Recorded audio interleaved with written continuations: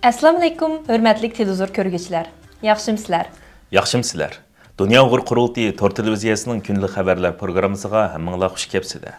Mən riyasətçi İftixar Abdurashid. Mən riyasətçi Zümrəday Erkin. Hammalarning cümə kuniga muborak bo'lsin. Hörmətli görürmənlər, tövəndə diqqətinizlər günlük xəbərlər proqramımızın təfsilatı bolsun.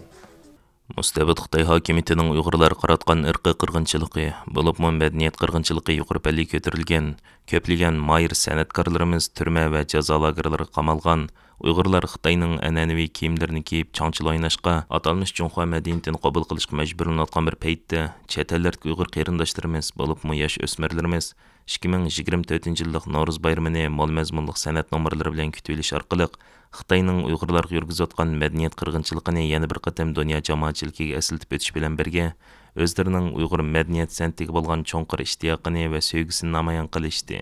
Vatan ichida yo'qolish girdobiga berib qolgan milliy madaniyatimiz va san'atimizni qo'g'dab qilish va chet ellardagi Uyg'ur yosh o'smirlarimizning milliy an'analarimizga, urf-odatlarimizga va milliy madaniyat san'atimizga bo'lgan muhabbatini va qiziqishini yanada oshirishni o'zlarining asosli vazifalarining biri qilgan har qaysi ellardagi Uyg'ur tashkilotlarimiz bu yillik Navro'z bayramimizni har xil shakllarda tabrikladi.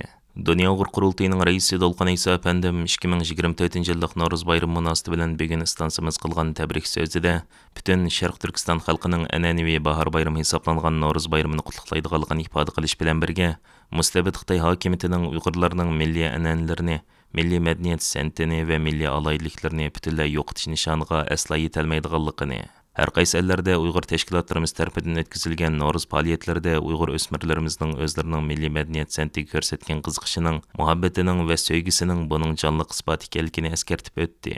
Mustabid Xitoy hokimiyatining vatanimiz Sharq Turkistonda azonning va mungluq naqshi navolarimizning o'rniga Xitoyning changchilarini dastish harakatining yuqori pallaga ko'tarilganligini eslatib o'tgan Dolqan İsa Efendim chet ellardagi tashkilotlarimizning va fidokor xalqimizning tinimsiz ilib borgan kurashlari natijasida bugun Uyg'urlar masalasining xalqaroning muhim kun tartiblarining biriga aylanganligini, G'arb demokratik ellarining orqa-orqadan Uyg'ur irqiy qirg'inchiligini rasmiy qabul qilib, Xitoy qarshi turli jazo va embargo tadbirlarini yo'l qo'yayotganligini, dunyo jamoatchiligining kuchli besimiga duch kelgan Xitoy hokimiyatining hamon bir kuni tizib ko'p Sharq Turkistonda Uyg'urlarni asos qilgan yerli xalqlarga yurgizayotgan irqiy qirg'inchiligi va insoniyat qarshi jinoyatlardan voz kechishga majbur bo'lganligini, buning uchun muhojiratga butun qarindoshlarimizning yanama zo'r g'ayrati kelib, butun dunyo miqyosida Xitoy qarshi ilib berayotgan kurashlarni yanama kuchaytirish lozimligini alohida ta'kidlab o'tdi.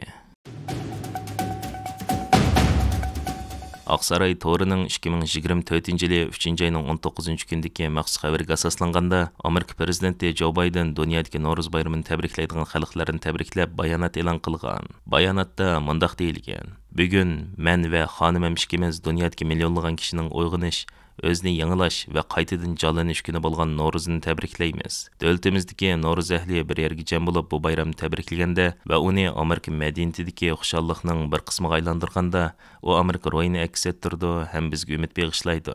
Xitoydagi ahvol buning aksiga bo'lib, 2017-yildan buyon Uyg'urlarning Ro'zit, Qurbayitga o'xshash diniy bayramlarini o'tkazishi, hatto Navro'zga o'xshash Eron va Turkiya xalqlariga o'rtaq bo'lgan bayramlarni tabriklashmo cheklangan edi.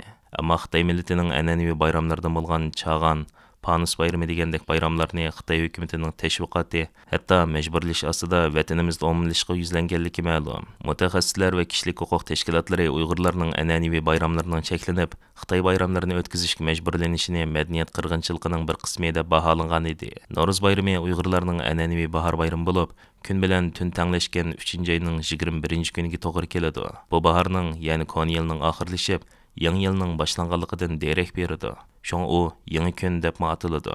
Navbatda muhojiratga Uyg'urlar bu bayramni har xil shakllarda tabriklab kelmoqda.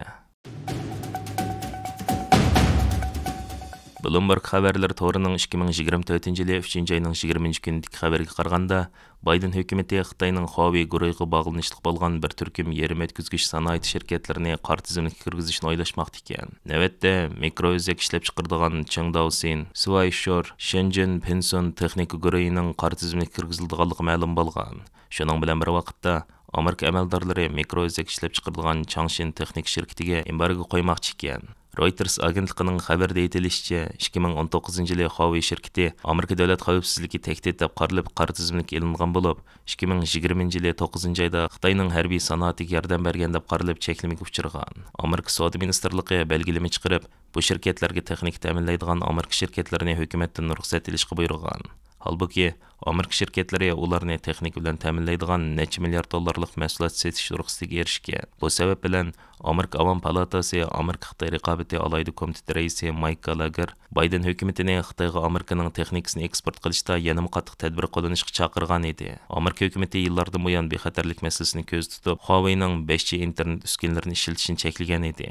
Shuning bilan bir vaqtda Huawei guruhining yaqinqi yillarda vatanimizdagi qirg'inchilikqa eng aktiv ishtirok qilgan texnik shirkatlarining biri ekanligi ma'lum. 20 mart kuni Amerika Avam palatasi Amerikaning sezgir sonliq ma'lumotlarini Xitoyga o'xshash raqiblashuvchi davlatlarga setishining oldini olish munosabati bor qonun loyihasini ma'qullab chiqqan. Bu loyiha Avam palatasiga erishgan partiya a'zolarining to'liq ovoz bilan o'tgan.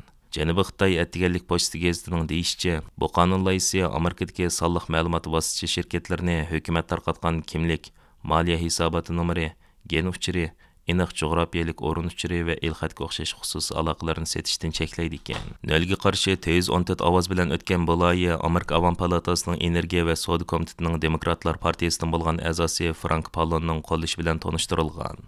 U bu loyiha haqida to'xtalganda mundaq degan: sonliq ma'lumot vosita shirkatlari to'plagan keng ko'lamlik sezgir xususiy uchurlarning dushmanlarimizga setilishi uni davlat bexatarligi va xususiy maxfiyatligimiz uchun zo'r tahdidga aylantirdi.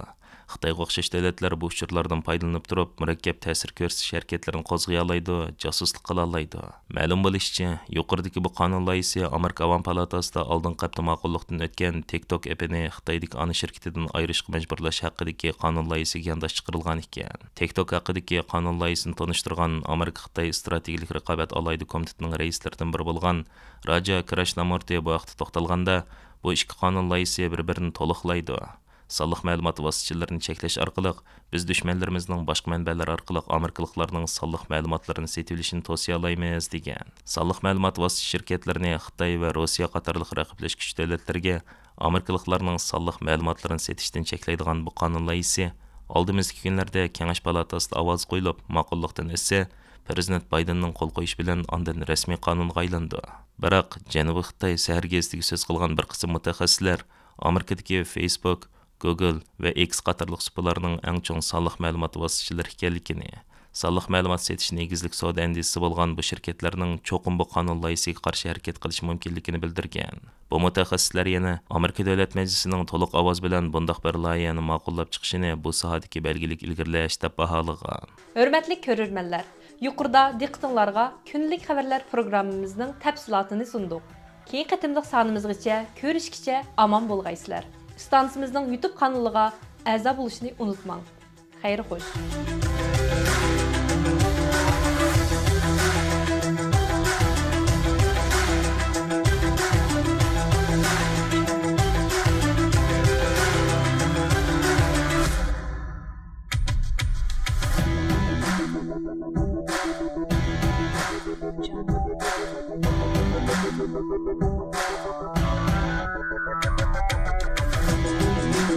Thank you.